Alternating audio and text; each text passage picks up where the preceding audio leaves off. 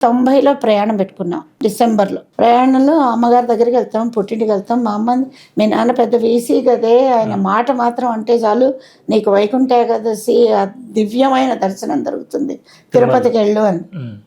అంటే no no no నా భగవంతుడు నడయాడి శ్రీనివాసుడు ఇక్కడ ఉన్నాడు, 28 అని చెప్పినది థ్యాంక్స్ అమ్మ, నేను ఇటుపోతాను.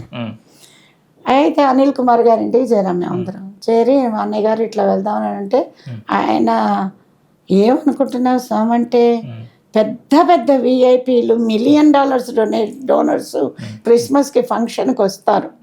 డిసెంబర్ 28, క్రిస్మస్ 25, నీ ముఖం ఎలా చూస్తాడు ఆయన అని అంటే, నాకు తెలియదండి, వైకుంఠ ఏకాదశి ఆయన దర్శనం దొరికితే నడయాడి శ్రీనివాసుడిని చూశాను అనుకుంటా. ఆయన నాకు పాద నమస్కారం ఇచ్చి నా శ్రీనివాసుడు నా దగ్గరికి నడిచి వచ్చాడు అనుకుంటా. ఇదే గనక ఆయన ఇంటర్వ్యూ ఇస్తే వైకుంఠ ద్వారాలు నాకు నిజ జీవితంలోనే ఇచ్చాడు అనుకుంటా, జీవన్ముక్తురాలను అనుకుంటా అన్న.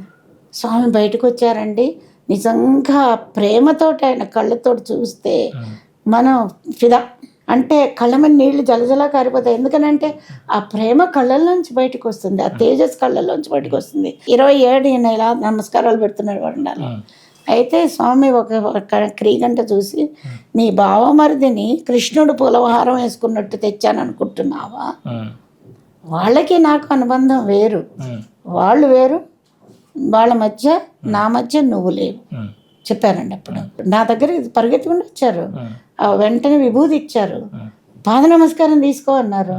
అది తీసుకుంటున్నప్పుడు నేను యాక్చువల్గా పార్టికల్స్ ఆయన చేతిలోకి వెళ్ళటం పాద నమస్కారం తీసుకుంటూ చూసా భూమిలోంచి. అవి ఇన్స్టెంట్గా విభూతి అయింది, నా చేతిలో పెట్టారు. నేను ఆయన మ్యాగ్నెటిక్గా నా కోసం వచ్చా నాయన శ్రీనివాస అని కళ్ళమని నీళ్ళు గారిపోతున్నాయి చూస్తున్నాను.